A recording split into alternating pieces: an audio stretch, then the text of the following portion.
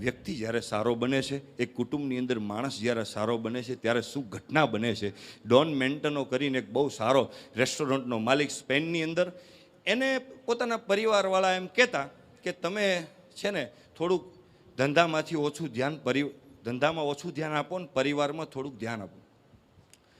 ત્યારે એ માણસ એમ કહેતો કે અત્યારે મારો સમય છે ધંધો કરવાનો, હું ધંધો કરી લઉં.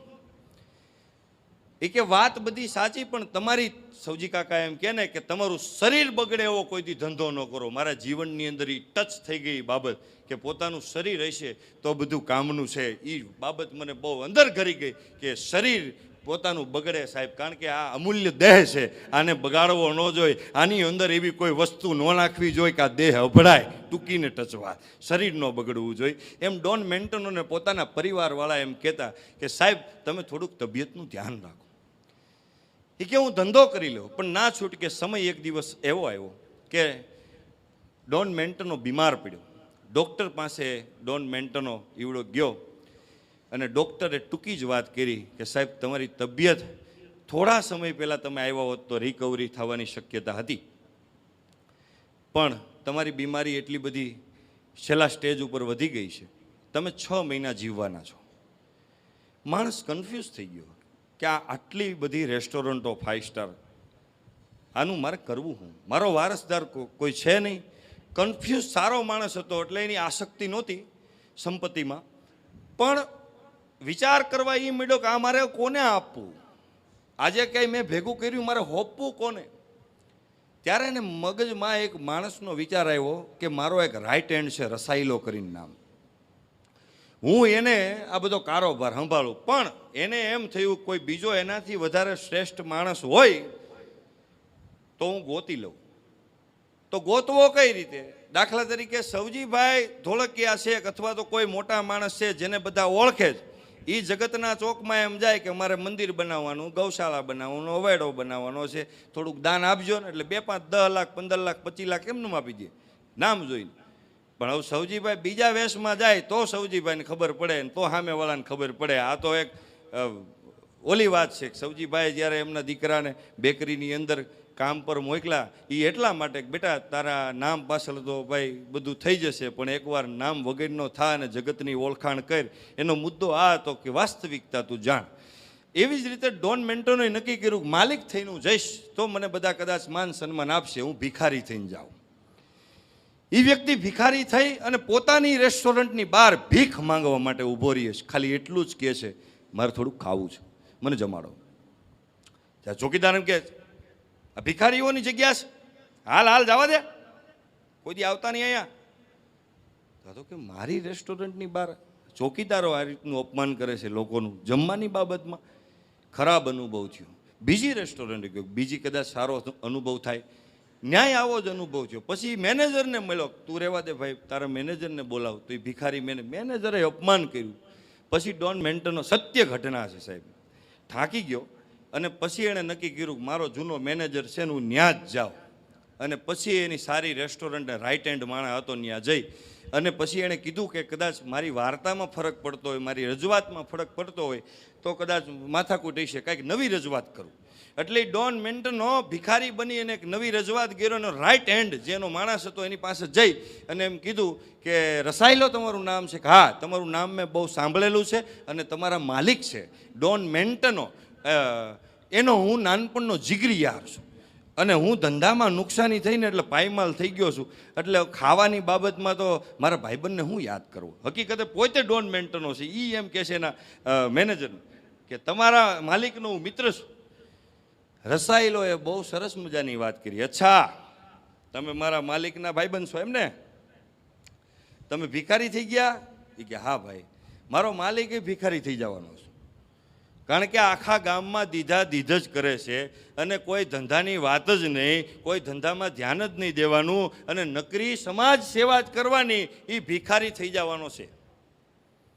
તમે થઈ ગયા ને, મારો માલિક થઈ જવાનો છે ને મારા માલિકને એવો ભ્રમ છે કે મારાથી બધું હાલે છે. હકીકતે હું એનો મેનેજર છું, હું જેદુનો આમાં આવ્યો ને તેદુની આ કંપનીનું અને આ રેસ્ટોરન્ટનું અને અમારા ફાઉન્ડેશનનું નામ મોટું થયું છે. હકીકતે મારા માલિકની પણ આ જ હાલત થવાની છે અને ડૉક્ટરે તો એવું કીધું છે કે 6 મહિનામાં મારા માલિકનો ભટાક્યો થઈ જવાનો છે. એટલે તમારું થયું એમાં કાંઈ નવાઈ નથી. મારો માલિક પણ તમારી લાઈનમાં જ છે. હવે ગયો તો ખાવા માટે, આવી તો અપેક્ષા નહોતી કે હાલું આ ઘરના માણા પાસેથી આવું સાંભળવા મળે. એટલે અચંબો પામી ગયો. ખાલી ઘટના શું, ટેન્શનમાં આટલી સંપત્તિ, આટલો ધંધો, મારા જીવનનો સંઘર્ષ કોને આપવો? ત્યાંથી નિરાશ થઈને માણસ નીકળી ગયો. કરવું શું? મજાની વાત હવે છે.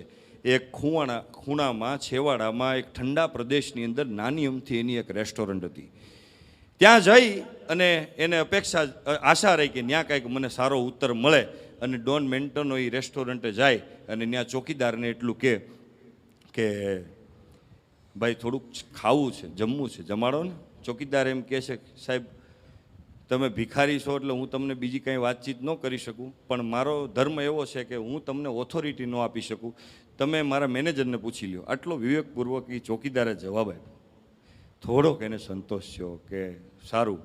અને મેનેજરને બોલાવે છે. મેનેજર આવ્યો અને ભિખારી થઈને પેલો માલિક ઊભો છે, જે રેસ્ટોરન્ટનો માલિક, કે સાહેબ થોડુંક જમવું છે.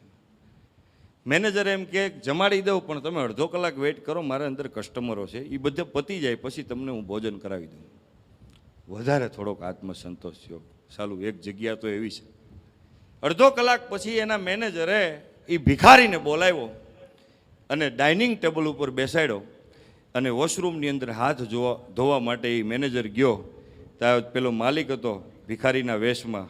એ જોઈ અને અચંબો પામી ગયો. આટલું બધું, અને હાવ નાની છેવાડાની હોટલ, મગજ કામ કરતો બંધ થઈ ગયો. પેલો આવ્યો અને ડાઇનિંગ ટેબલ ઉપર જમવા બેઠો મેનેજર, અને જે ભોજન ભિખારીને જમાડવામાં આવેલું અને દેવામાં આવેલું એ જ ભોજન મેનેજર લઈને બેઠો. એમાં તો હાવ અચંબો પામી ગયો કે આ શું. આમ સ્તબ્ધ થઈ ગયો. એ સ્તબ્ધ થઈ ગયો હકીકત આ વાતાવરણ જોઈ. પણ મેનેજરને એમ થયું કે કદાચ આને સંકોચ થાય છે.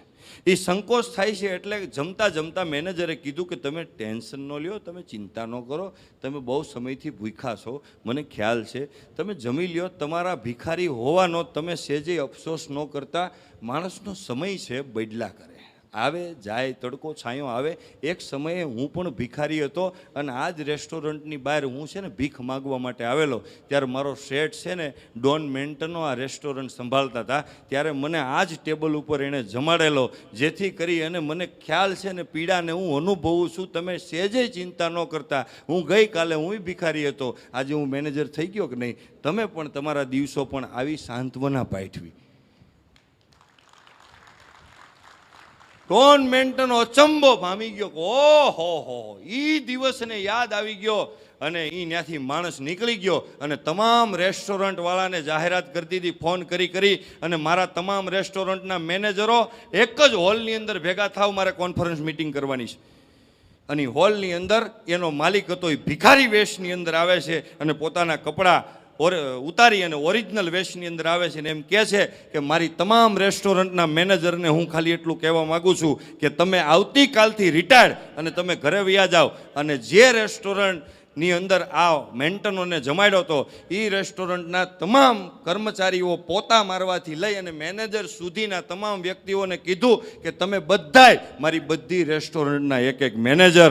મારો કહેવાનો મતલબ એમ છે કે ખવડાવ્યું હતું ઓલાએ, માન સન્માન ઓલાએ આપ્યું હતું, પણ સાહેબ એક સમાજની અંદર, રાષ્ટ્રની અંદર એક વ્યક્તિ જ્યારે પાવરફુલ હોય છે ને એની પાછળ આખું ગામ તરી જતું હોય છે. એક વ્યક્તિની પાછળ પોતા મારવાવાળાને ખબર નહોતી કે મારે આને જમાડવો પડે. ચોકીદારને એટલું જ્ઞાન નહોતું, પણ એનો મેનેજર હતો, એને નોલેજ હતું કે મારા આંગણે કોક આવે છે તો મારે એનું કેટલું સન્માન આપવું જોઈએ. એનો એક ઓરિજિનલ લાઈવ દાખલો. સાહેબ યુદ્ધ ચાલતું હોય, રમખાણ બોલતી હોય અને વિશ્વના મહાસત્તા ઉપર પહોંચી શકે એવા દેશ હોય રશિયા, સાહેબ એને તમે શું માનો, એક પાવરફુલ દેશ અને યુક્રેન, આ બેયનું યુદ્ધ હાલતું હોય ત્યારે માનનીય આદરણીય અને યશસ્વી કહેવા પડે. ખાલી એમ જ નહીં, એ અવાજ કરે કરે કે ભાઈ તમારી મેટર હોય એ સાઈડમાં રાખો, પણ તમારા દેશના બે દેશના યુદ્ધ વચ્ચે મારા ભારતીયો અટવાયેલા છે, તમે યુદ્ધને થોડોક વિરામ આપો. મારા ભારતીયો જ્યાં લગી બહાર ન નીકળે જાય ત્યાં સુધી અને બે દેશ ઇજ્જત કરી અને યુદ્ધને ઊભું રાખે છે. યુદ્ધ વખતે સાહેબ ક્રોધ હોય, પ્રેમ ન હોય. ક્રોધ ઊભો રહે છે જે વ્યક્તિથી કઈ ચેતના કામ કરતી હોય, એ કઈ શક્તિ કામ કરતી હોય, એ કર્મયોગની કર્મ શું કહેવાય એની તો વાત જ નથી આવી. આ બંધારણ હાલે, હજી આપણો ટોપિક ચાલુ જ નથી થયો. અને સાહેબ ગર્વ લીધા જેવી વાત એ છે કે નરેન્દ્રભાઈ મોદી આપણા વડાપ્રધાનના કહેવાથી 4 કલાક યુદ્ધ ઊભું રહ્યું અને એલાન કરવામાં આવ્યું કે ભારતનો તિરંગો જે વ્યક્તિ બતાવે ને એને હોહોરો કાઢી મૂકવાનો છે, એને ક્યાંય ઊભો નથી રાખવાનો. અને દુશ્મન દેશ પાકિસ્તાનને પણ ખબર પડી ગઈ કે આપણો ઝંડો કાઢશું ને તો બહાર નહીં નીકળવા દઈએ. ભલા માણા દુશ્મન દેશે તિરંગો કાઢી અને પોતાના બચવા માટે બહાર નીકળી ગયેલા. મારો કહેવાનો મતલબ એ છે કે તમારા કર્મની અંદર તાકાત હોય છે તો એની પાછળ આખા દેશની ઇજ્જત વધતી હોય છે. એક દેશનો વડો, ઘણા લોકો એમ કે મોદી સાહેબ કપડામાં બગાડે પૈસા. હવે લગ્નમાં જાય છે તો આપણે 4 જોડી આમથી આમ બદલી છે, હું ખરાબ ન લાગવો જોઈએ. ભલા માણા દેશનો રાજા છે, એ કદાચ દેશની સંપત્તિમાંથી ગમે એટલી સંપત્તિ વાપરીને પોતાના પહેરવેશમાં અને પોતાના અંદાજમાં, અને એ પ્રજાનો પૈસો નહીં સાહેબ, એ દેશની પ્રોપર્ટી છે, એ દેશની ઇજ્જત છે. અને મારા દેશનો રાજા કેવો હોવો જોઈએ એ દેશની પ્રજાને વિચારવા જેવું હોય. ત્યાં તો કપડામાં બગાડ્યા. સૌજીભાઈને પદ્મશ્રી હું કામ મળ્યા હોય છે? લે, ઘણા લોકોને મોઢે મેં સાંભળો.